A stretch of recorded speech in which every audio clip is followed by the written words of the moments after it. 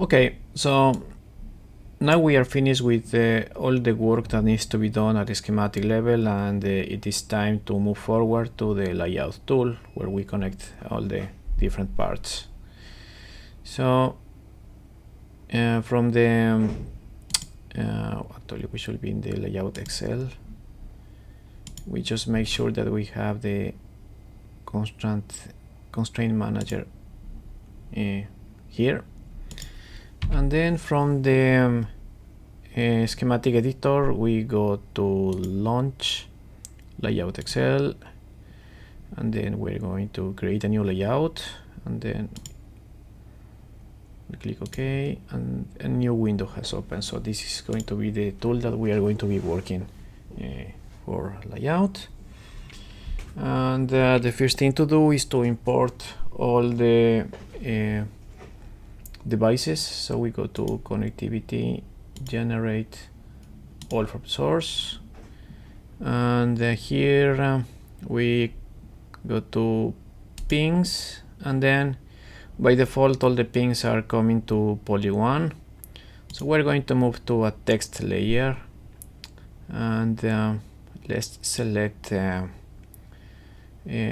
metal 2, and we're going to make them a little bit larger. Let's say 0.4 or 0.4 here, and apply. So all the pings have been changed to metal to text and 0.4 by 0.4. We click OK, and then we have all the modgens that we added and the other components here in the layout. And our pings are going to be located somewhere close to the origin. They're going to be here. You can see them with their names. We press F to see the whole window, and now we are going to start doing some placement of our already almost completely routed transistors and devices. So we will click here, we can see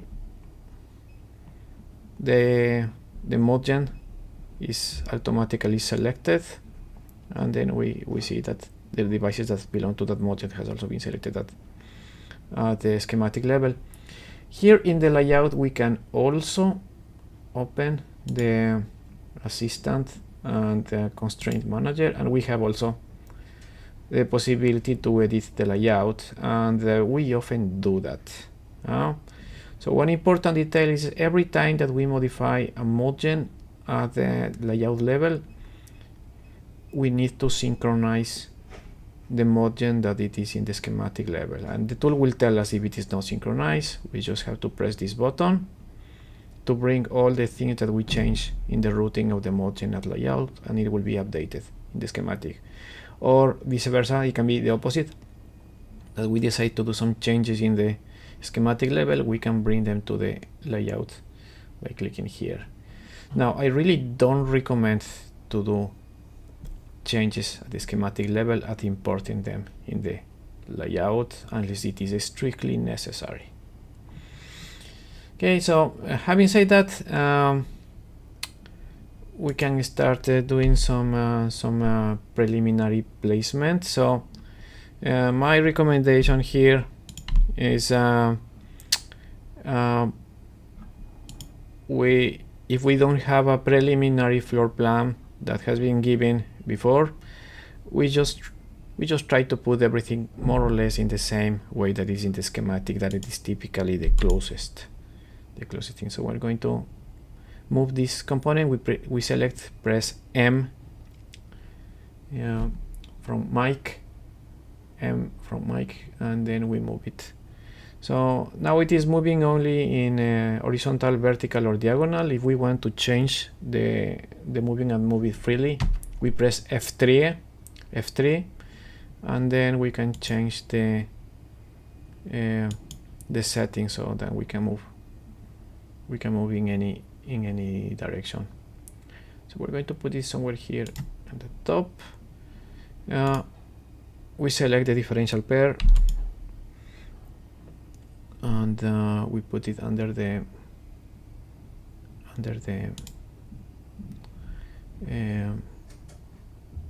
current mirror, and then we see that there is something strange there. This modgen, it is a bit larger. Let's take a look why it is a bit larger. Okay. Oh, there is some it seems that there is some bug with the generation of this word ring. So this is a interesting situation. Okay, so we have to fix. There is a bug here. We need to fix it. How to do that? We can double click the modgen, and then we enter in the modgen itself. Okay, so we are in the modgen generator in the layout tool. So I think we can see the other devices also here. So it is the same tool that we use in the schematic, just that we can see all the other components as well at the same time. So I will remove this. So it is a bit problematic. It is creating some bug that I didn't see in the schematic. So I just remove it. I just click it, delete, and then save it. So I can put and then I come back to the layer tool. I can put that ring later. Now let's see what happened. I have a modgen that it is not synchronized with the schematic. So what shall I do now? I will just save in the layout. I go back to the schematic, and then I import it back.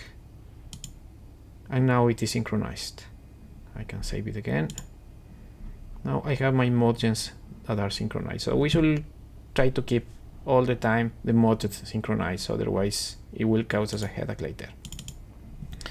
Okay, so there is some configuration that I typically do in the layout. One, it is that I really don't like to see the grid, neither in the schematic or the layout. And the other is that for layout, it is commonly very useful to have a cross cursor. I activate that one, okay, and then I have a cross cursor that helps me to do the layout. We continue, press F to see all the devices, and then we have the big current mirror that it is here. Let's put this big current mirror somewhere here. These devices are the cascodes for the current mirror. So let's move these ones. We can put this one somewhere here.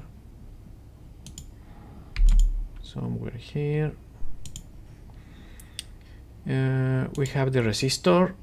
Let's try to put it somewhere around here. The capacitor, we can put it somewhere here.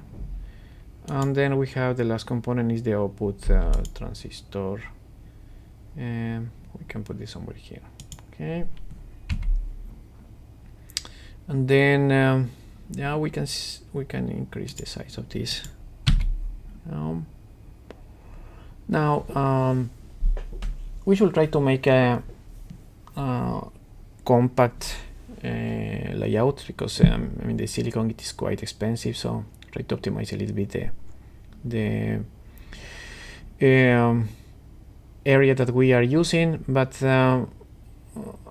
yeah, we have to be very careful when we do the layout and try to optimize the area, because very often we have to make changes after the parasitic extraction and simulation, and then things might not work the way that we expected, and we need to do some changes. And then if we use very small spacings, we might not have enough space to do changes, and the problem might happen not even in this layout.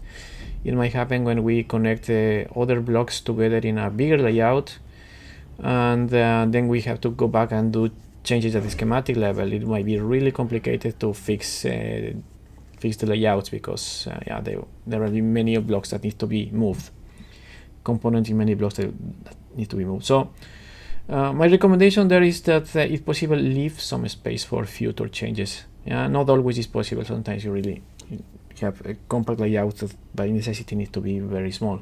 But if possible, try to leave some small space so that you can do changes quickly if it is needed in the future. Okay, so a very nice tool that it is good to learn, it is the alignment tool with letter A from alpha. So let's say that we want to align these two transistors. I just select one transistor here, press the letter A, and then you can see that the cursor has changed a little bit. I will zoom in with the mouse wheel, and then I select which is my reference for aligning this device, and then it changed to yellow, the reference. It is that border. I want to align this border, click. With what I want to align? I want to align it with this border here, okay, with the yellow one. So I click it, and now these two devices are fully aligned.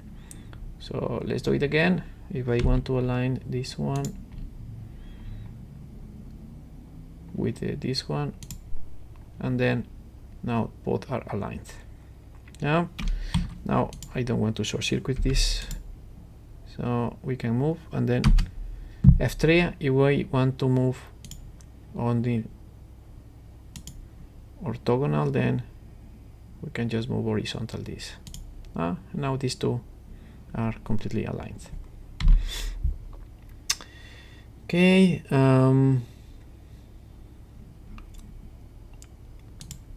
probably this is a good idea to rotate this component, and we have different tools to do the rotation. So I'm selecting this capacitor, rotate it, and okay, I might want to rotate this resistor, so if it's a little bit nicer here. Okay, and more components here.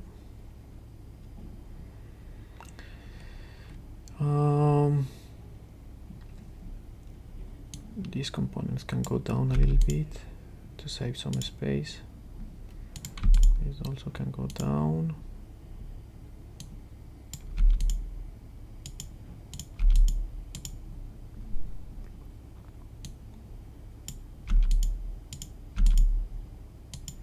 Here, the output transistor, we can put it somewhere here.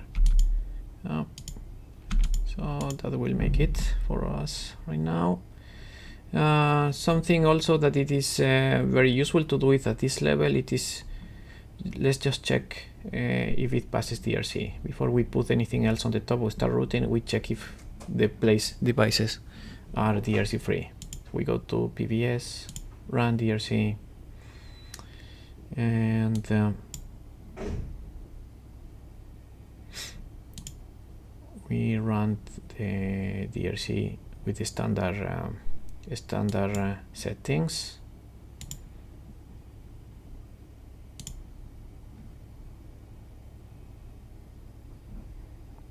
And oops, it seems there is some problem.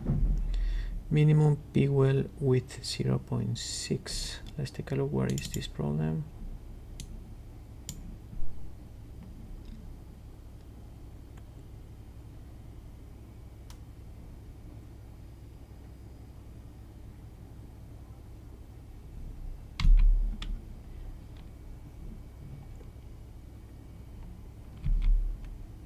Oh, there is a problem here.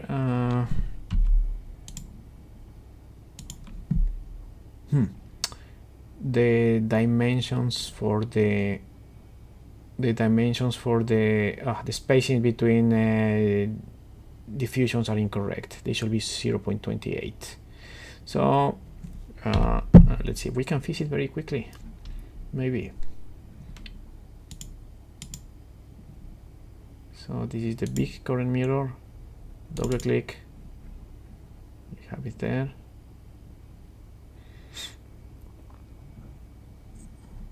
Let's disconnect for a second this. Let's disconnect for a second this, and let's see if we can fix it. Member alignment spacing, left, custom. Maybe I just forget to do that before. 28, reference layer, diffusion, apply. Okay, let's take a look now. Letter key from kilo is for the ruler, and shift K to remove the ruler. Now it is okay. And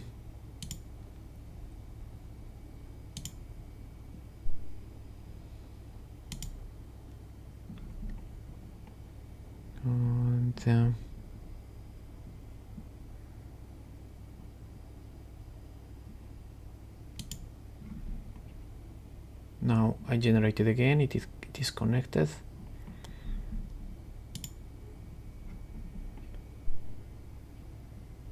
Now we run it again.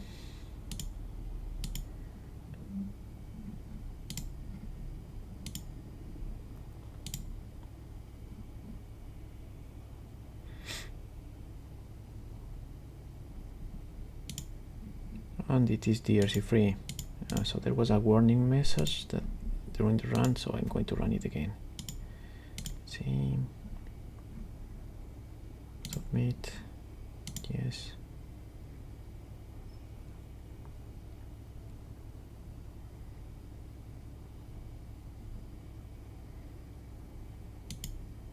Oh, it is okay. It is clean.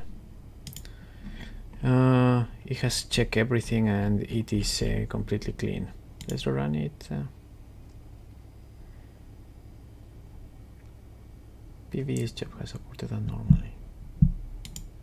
Oh, that's strange. Maybe I need to save it. See. Or there may be one that it is open. No. Save. PBS, run DRC. Submit, overwrite.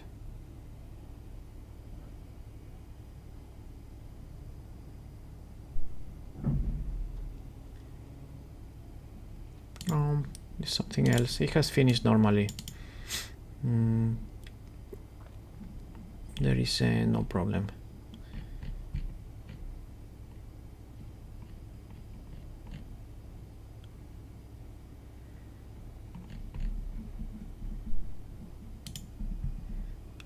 So now it is DRC free.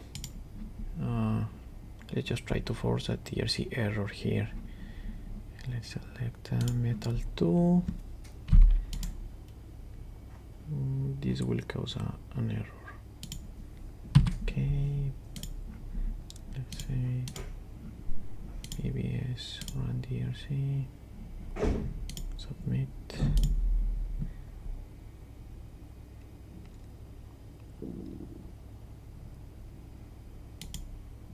No, yeah, it is okay. It is detecting errors. Okay, I'm going to remove this artificial error that I inserted.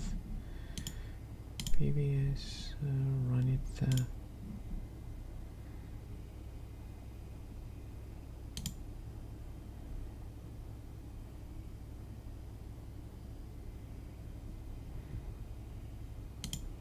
It is correct. Now it is DRC free, and then I can continue after the placement. So this was actually a really good example how to update a modgen. I did a change in the modgen. I need to update it, so it's already saved here. I go to the schematic and I need to update this one.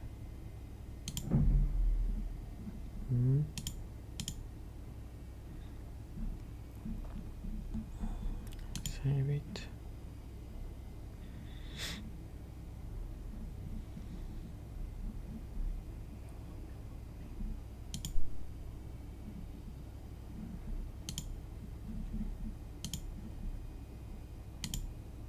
Okay,